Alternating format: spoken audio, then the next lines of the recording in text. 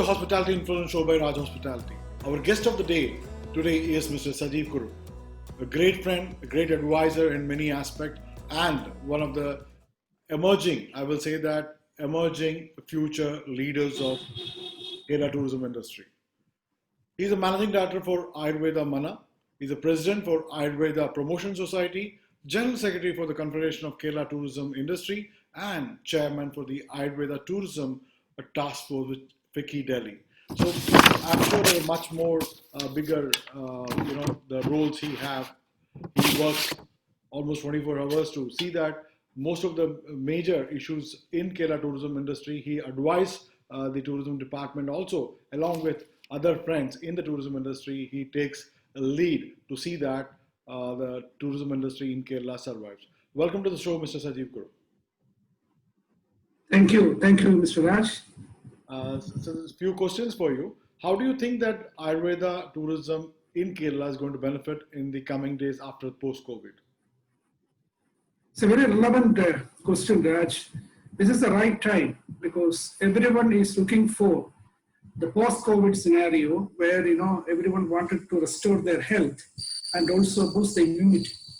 So Ayurveda being the oldest alternate system of medicine in the world, we are having the most important role to play during this post-COVID scenario. So the post-COVID scenario, I cannot say when it is going to happen because there are certain limitations of international travelers to come, but we do have a very strong domestic market which we can tap on. So the future is very bright. Great.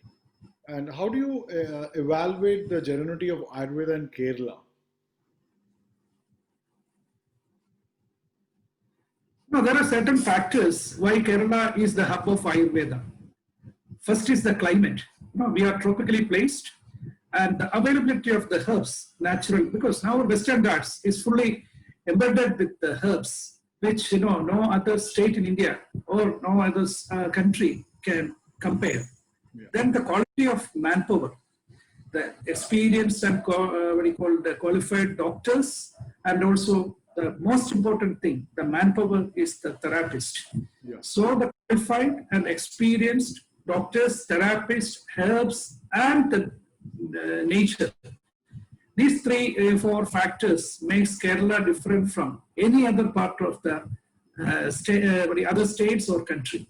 So our position is number one, and it is going to be number one forever. Super. I've been to Sri Lanka also, and they say that the Ayurveda belongs to them, and we say Ayurveda belongs to us. Who are our competitors in Ayurveda tourism, like Sri Lanka, etc., even other states of India? Like, for example, Rishikesh, or maybe if you go to the other part of Badrinath and all, they say Ayurveda is started from there. So what is the scenario now? I will explain very clearly. There are two concepts of Ayurveda. Now it is being developed because of tourism. One is the wellness concept and the other is the therapeutic concept. Therapeutic concept, I will say that it is like the old system of medicine which was evolved in India. Ayurveda is born in India and it is cherished and nourished in India. Every part of India, Ayurveda was there, but I told you the significance of Kerala Ayurveda because, we are giving more emphasis to the external therapies. The North Indian concept of Ayurveda is prescribing the medicines and give the kashayams and the wisdoms, not the physical, the external therapy. But Kerala, because of our influence of Kalari is the martial art of Kerala, and also the pressure point treatment, the marma treatment, which was being followed as a classical traditional system of alternate healing, which was combined with Ayurveda. So the combination of Ayurveda, the martial art Kalari, and the marma, the pressure point, which is unique to Kerala. So no one, and it's called as, it's a Kerala style of treatment, in like Kathakali, there are different schools of methodology, and this combination of Ayurveda, Kalari and Marma is unique to Kerala, which is not going to be taken care by any other place. So Ayurveda is born in India.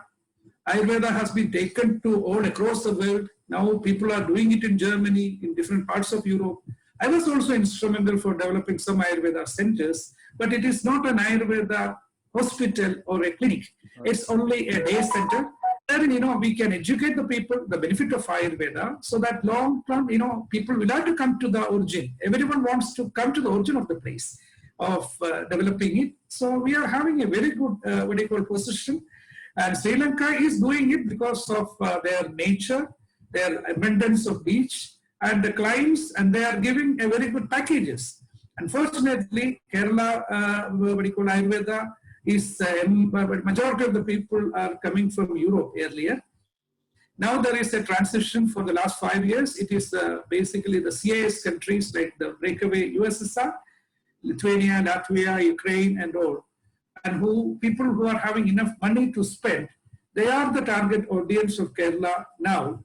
Sri Lanka is developing, if India is selling or Kerala is selling for 100 euro per night, Sri Lanka is better equipped to sell it for 75 or 80 euro. That price difference is always helping them to get, and their infrastructure, their connectivity, their service. Kerala will have to learn from them. Kerala will have to learn from them, and we'll have to change our strategies to compete with the neighboring countries like Sri Lanka and also other states. All other states like, the Arindas in Himalayas, a lot of other places, Ayurveda centers are coming in because of the central government influence. A lot of Ayurveda and yoga scope is coming up in Gujarat. So Kerala is going to have a tough competition, but still we do have the market leadership, and we'll have to continue our legacy in keeping the standards, the quality, everything, so that our position will remain untouched.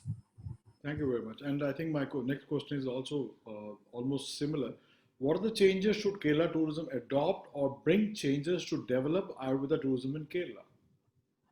Now, as you know, we'll have to give emphasis to the revenue model for Kerala tourism, especially the private sector players. And last 20 years, Kerala was targeting basically in the international market as a Ayurveda destination. As you know, wherever we go, we are promoting Ayurveda. Now it is time to change the medical aspect of Ayurveda and the wellness of Ayurveda, because even at a national level, Government of India is also trying to include Ayurveda tourism as a part of the main tourism promotion. So Kerala will have to also think in that direction. That means, we'll have to tap domestic market on the medical value of Ayurveda and the importance of Kerala, point number one. Point number two, the wellness aspect, because there are a lot of takers, especially the new generation people, are more interested to come for a wellness package than a therapeutic package. Yeah. So that it is something like, we can tap like, vacation. People can campaign their work and also their relaxation massages and the lifestyle problems like, spondylitis, arthritis, overweight. All these things can be addressed without disturbing their regular working habit. So vacation should be a priority area to tap in the domestic sector in the immediate period, along with the therapeutic. Because, for therapeutic importance of Ayurveda, Kerala cannot be touched, because no other state or country can compete with us for this particular area. But wellness, everyone can do it. So we'll have to do something different in wellness. So Kerala tourism will have to give and emphasize a committee formulated especially for the Ayurveda and also wellness and medical tourism, so that the expertise in this field can give their values and opinion, so that the government as a catalyst, they can take it forward with the help of societies like Ayurveda Promotion Society or any affiliated bodies who are interested in a particular subject like Ayurveda. Super. What are the challenges we are facing to attract more clients to bring into them to our destination as Kerala, not as Ayurveda, but as a whole, the destination? I can tell the particular scenario because, we almost everyone has opened from 15th of October. The quarantine rules, the entry rules to Kerala is the main factor forcing the other state clients to come. Now, the rule is a person who is coming to Kerala as a tourist, he can avail 7 days of travel in Kerala without anything. It is good in some way. And people, especially in the hill stations of Tekadi, Munnar, and also the beach properties, like you recently started the beaches. So they are getting, but it is not the market which we were expecting. The main reason, we'll have to get any person who is having a sort of control to have a COVID positive test certificate to take is itself is something people doesn't like to do. Yeah. If somebody asks me to take a COVID test certificate to travel to Bangalore, I will say, I don't want to travel to Bangalore. Simple. Okay. Like that, the mentality is like that. So what Confederation of Kerala Tourism Industry has written to the government yesterday, day before yesterday, saying that in case, since bar activities in the pilgrimage centers like Shabarimala, Guruvayur especially is opening up. So, and all other states, you can see the importance of Goa. Goa is totally crowded. Around 60% of the clients who are supposed to come to Kerala has gone to Goa. And also restriction in registering and all. But we'll have to follow the government rules. And 7 days, no one will come for an Ayurveda. So minimum 14 days or 21 days is ideal for any person to come to Kerala. So that also is because, it is controlled because of the quarantine rules. Now it is almost 10 months past, we are in the lockdown area. Now it's time for us to come out from that. So I'm not telling that you'll have to forget the, the COVID protocols. We'll have to follow strictly the COVID protocols. And the tourism fraternity and the hospitality sector in Kerala, the entrepreneurs are fully aware of the consequences. You can take, I don't think any example of a COVID issue has come because of the touristic opening up after October 15th. So that's a relevant case, and we people are all following the strict protocols. So we requested government to open up the borders without quarantine rules. If it is not possible, because the present scenario in international areas, yes, everyone knows that the second wave is coming, and most of the European countries are now again going back to lockdown. We don't want to take a risk of again doing it. So, in case if we cannot allow people to enter without quarantine, then let it be in a solving point that let them come with a COVID negative certificate. Once you are getting a COVID negative certificate before entering Kerala, then that certificate will be valid for any number of days. They can stay in Kerala. So we are expecting a favorable order from the government soon. Fine. Be a key person on promoting Ayurveda tourism to Kerala, and how do you think that the new association will bring to promote Kerala tourism? As you know, we started. As you know that we are also keep sending a lot of messages to the government and keep telling and give suggestions to the government, but recently we are not seeing that kind of action from them. So this new association, how do you think that is going to support? Ayurveda Promotion Society we formed in 2018 because Kerala Travel Mart Society is a mix of all in the tourism sector. That means there are tour operators, agents, houseboats, hotels, resorts, wellness centers. So we thought of having a specialization in the marketing. So we decided to form a Ayurveda Promotion Society wherein the properties and individuals who are associated with Ayurveda comes together, and presently we are having around 100 members who are actively doing Ayurveda, including Ayurveda resorts, Ayurveda hospitals, Ayurveda centers, and not in the the individual doctors are not taken into the membership, but organizations who are connected with Ayurveda are involved in that. And to start with, we have done our first show, International Ayurveda Ambassadors Tour, which happened in last November. That was the first initiative. Because of our involvement in the field of Ayurveda tourism promotion, we could get the help from the Government of India Tourism Department and also the Government of Kerala Tourism Department. Both of them helped us, And it was a wonderful show, taking around 45 international Ayurveda operators, specifically Ayurveda operators, mostly from non-English speaking countries, to travel all across Kerala. We made them landed in Kannur airport, taken them to Bekal, and the program started from Lilith Bekal. And it was a travel, a 12-day travel, crossing different main Ayurveda destinations and covering the importance of Ayurveda, the old Ayurveda centers, the Ayurveda museums, and also in between we have done B2B meets. And the conclusion was at Kovalam. I think you are aware fully, and we have taken people there also. So the conclusion was done. That was happened in November. Actually, since there is KTM planned in September this year, we decided to have an Ayurveda travel mart in 2021, which I'm going ahead, and that is going to be very special mart because it is not going to be virtual mart. Virtual mart doesn't play anything and any importance to the promotion because all of us are aware what is this. So we are waiting. Once the COVID vaccines comes, people started moving. Then the first thing Ayurveda Promotion Society is doing is an Ayurveda travel mart, wherein the specialized Ayurveda tour operators, it may be B2B and B2C. It can be a combination. Anyone who is interested to come and see the Ayurveda properties, we will arrange in a different way. That is our thinking level, and we are already started on. Only thing we have to declare the date. It can be done. I think in September.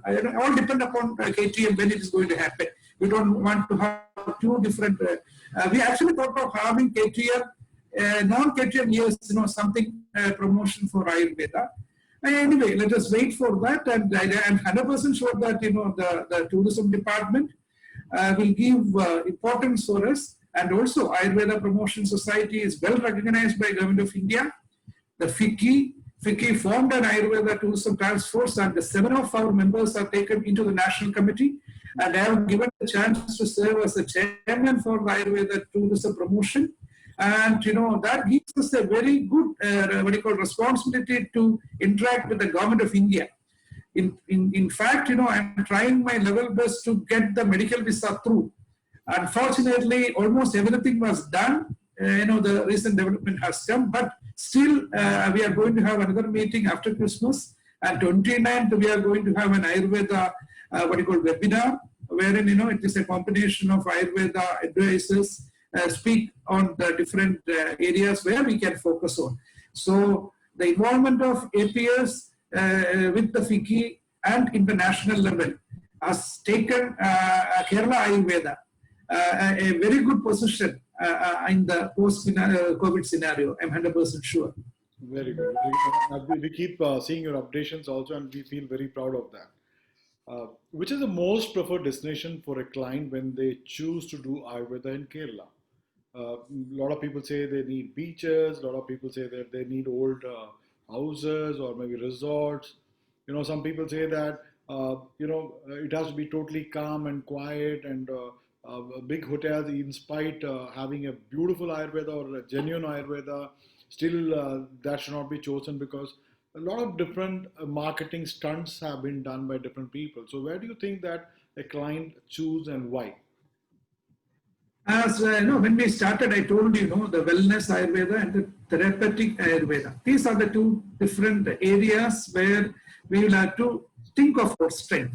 Yeah. So the first timers and the Europeans and the CISI countries, they like beaches. 100% sure Ayurveda in beaches is get 70% of the inquiries for Ayurveda.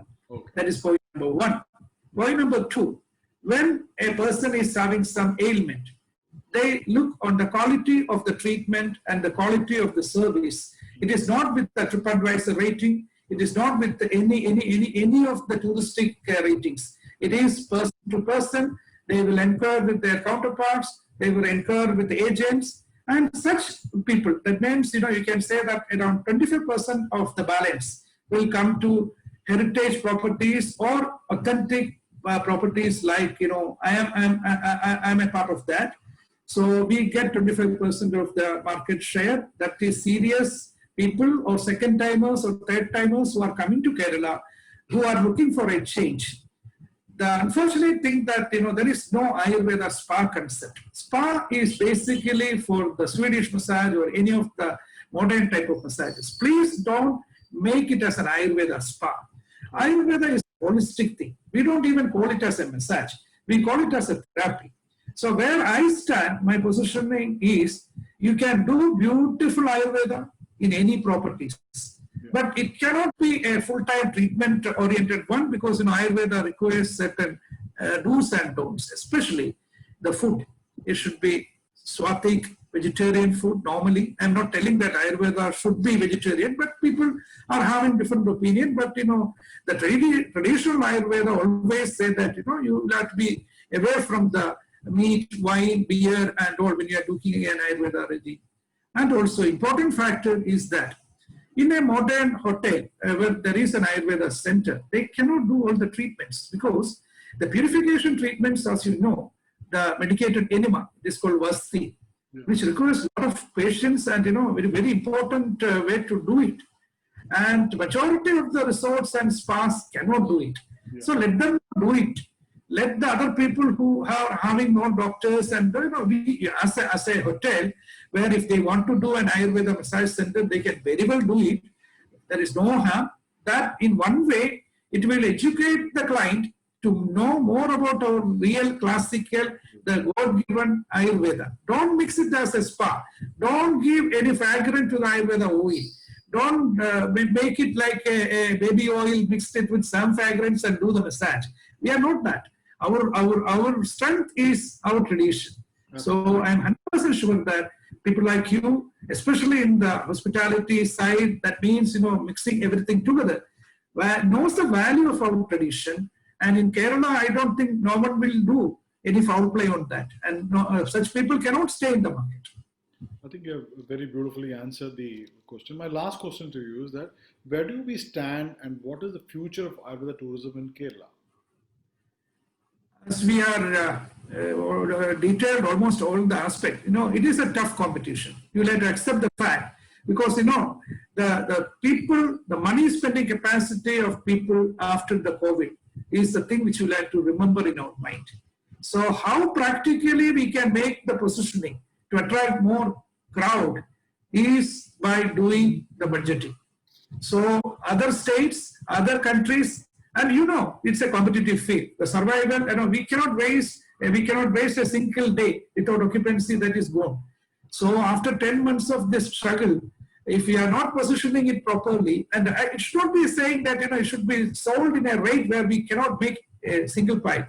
It should be marginally profitable, not the expected level of doing it in the earlier times. So try to make Kerala as an affordable destination for both domestic and international clients, then I don't think there won't be any problem. And inquiries are coming in plenty. Once the quarantine rules are released, there is going to be flow.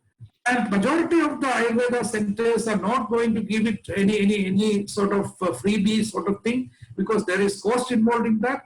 Because every time the cost is increasing like 10 to 15% every year, the employee cost, the running cost, everything. So we'll have to set a margin in between that and to see that we get more clients. More clients means better client satisfaction by service, better price to get affordability. Once we get a balance to these three, then we don't have any problem. That is what I foresee.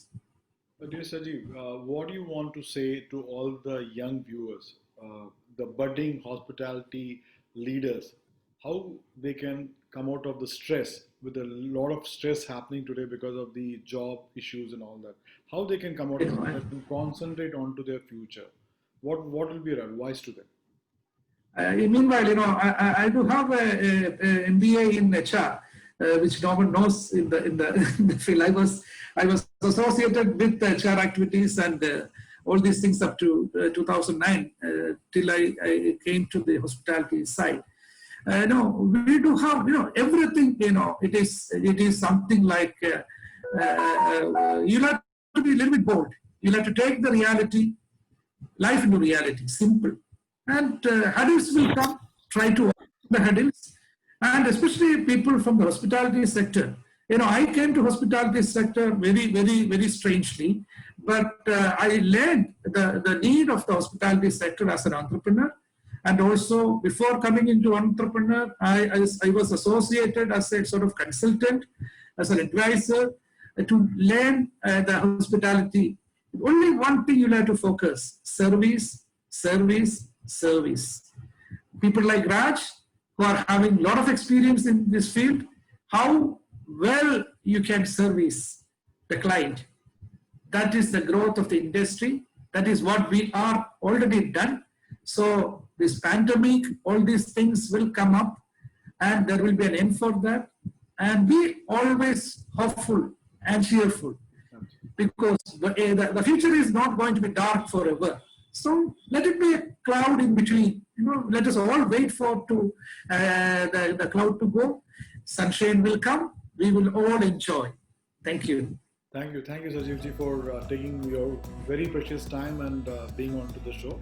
And it's really a privilege to have you with us on the show. Thank you very much. Thank you for your invitation, Raj. Keep you informed.